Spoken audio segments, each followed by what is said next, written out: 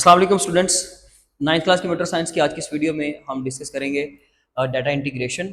ये हमारा लास्ट जो है वो टॉपिक होगा, सब टॉपिक होगा, जिसमें हम लोगों ने सबसे पहले डाटा कलेक्शन की बात की, डाटा गैदरिंग की बात की, उसके बाद डाटा एक्सट्रैक्शन और लास्ट में हम आ गए हैं डाटा इंटीग्रेशन पे। असल में हमें पहले ये चार्ट समझना है, देन टॉपिक पे चलते हैं।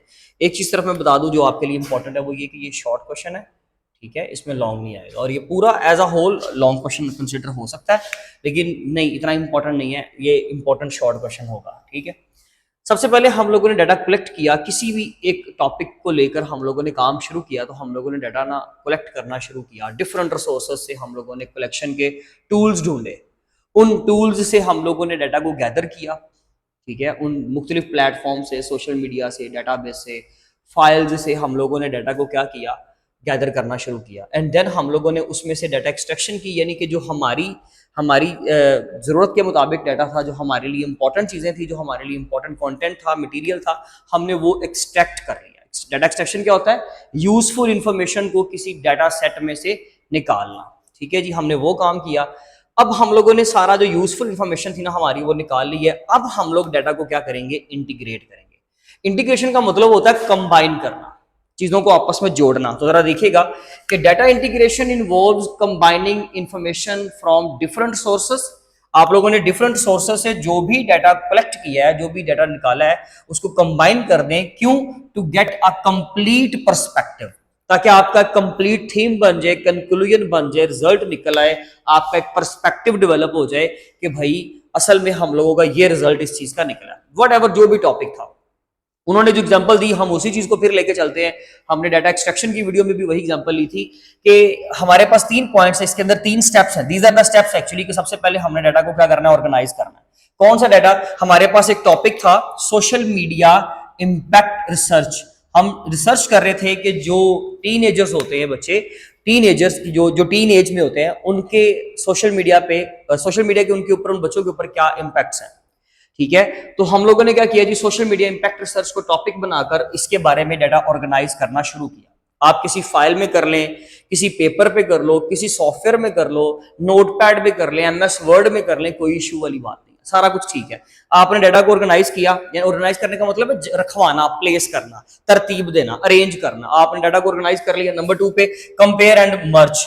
अब आप लोगों ने क्या करना है जी?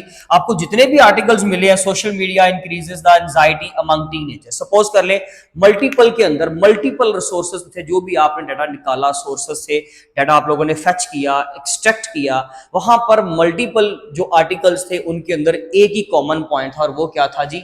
Social media increases anxiety among teenagers. Teenagers में क्या करता है? ये एंजाइटी को डेवलप करता है, एंजाइटी को बढ़ा देता है। कौन? Social media. तो हम लोगों ने क्या किया? उन तमाम आर्टिकल्स में से, उन तमाम रिपोर्ट्स में से, जो हम लोगों ने डाटाबेस में से सारा डाटा निकाला है ना, उन तमाम आर्टिकल्स में से एक चीज कॉमन है, हम लोगों ने कंपेयर करना है ना। जो तो रिजल्ट्स बहुत गैप के साथ आ रहे हैं, ठीक है, जैसे कि अगर लेट्स सपोज एक रिजल्ट आ रहा है जी, लेट्स सपोज आप किसी ए पॉइंट पे हो, दूसरा आपका बी पॉइंट आ रहा है, इसमें गैप ज्यादा है, तो डेफिनेटली जिन पॉइंट्स में गैप ज्यादा आ रहा है, कहीं पे अगर सोशल मीडिया के वो फायदे बताना शुरू कर दी है, लेकिन 90% आर्टिकल्स में उसका नुकसान बता रहा है कि जी वो एंजाइटी, जैसे कि पाकिस्तान में ये रिसर्च, आप रिसर्च कीजिएगा कि 72% जो पार्टिसिपेंट्स हैं वो क्या कर रहे हैं जी? एंजाइटी को बियर कर रहे हैं, ठीक है। उनमें डिप्रेशन जो है वो इंक्रीज हो रही है due to the use of social media.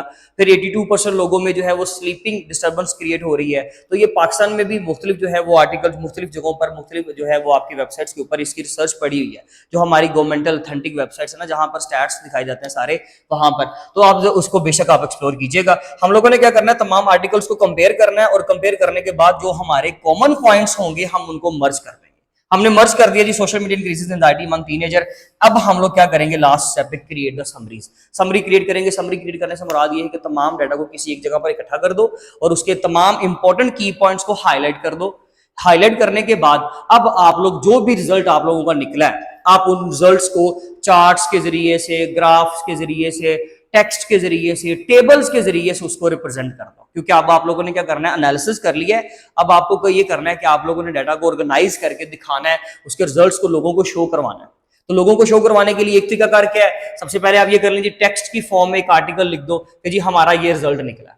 Number 2 पे आप एक टेबल बना दो, उस टेबल के अंदर डाटा को टेबुलर फॉर्म के अंदर बता दो कि जी हमारा ये रिजल्ट निकला है, या फिर आप लोग पाई चार्ट बना दो, पाई चार्ट के जरिए से बता दो कि इतनी परसेंटेज जो है वो इस चीज से जो है वो इफेक्ट हो रही है, या इतनी परसेंटेज के ऊपर, इतने तबके के ऊपर जो है वो ये इम्पैक्ट आ रहा है। किसी ना किसी तरीके से टेक्सचुअल या ग्राफिकल रिप्रेजेंटेशन दे दो उस चीज की, या आप टेक्स्ट की फॉर्म में, रिटर्न फॉर्म में लिख दो, या फिर आप टेबल की फॉर्म में या ग्राफ्स की फॉर्म यानी कि पिक्चर की फॉर्म में उसकी रिप्रेजेंटेशन दे दो, बता दो कि ये हमारा रिजल्ट निकला है, सिंपल। तो यहाँ पर हमने यही किया ना, पहले डाटा को कलेक्ट किया, गैदर किया अमाउंट्स की चीजों को, फिर उसमें से यूजफुल इन्फॉर्मेशन को निकाला, और अब हम चीजों को कंबाइन करके तो उसका रिजल्ट दिखा रहे हैं। उन्होंने बोला कि आप एक बार चार्ट बना दो, ये मैंने अपनी तरफ से बनाया, मैंने एक सिंपल स्केल दिया उसको।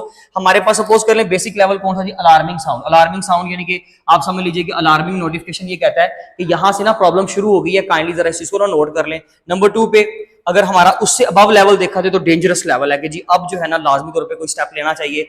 और नंबर 3 पे वर्स्ट केस, आखिरी केस जो सीवियर केस है कि जी यहां तक जो है ना अगर आपका कोई बंदा आ गया तो समझ लीजिए कि ये तो बहुत हद तक जो है ना वो बढ़ चुका है। तो मैंने उसको 3 लेवल पर ना डिवाइड कर दिया, मतलब सोशल मीडिया के जो जितने भी यूजर्स हैं ना उनकी 3 सिचुएशंस मैंने लिख दी। एक स्टार्टिंग यानी कि अभी वो इतना कोई खास मसले में नहीं है, यानी कि खास जो है उनके ऊपर इंपैक्ट नहीं हुआ, लेकिन ये अलार्मिंग साउंड है कि यहाँ से हमें स्टेप्स ले लेने चाहिए।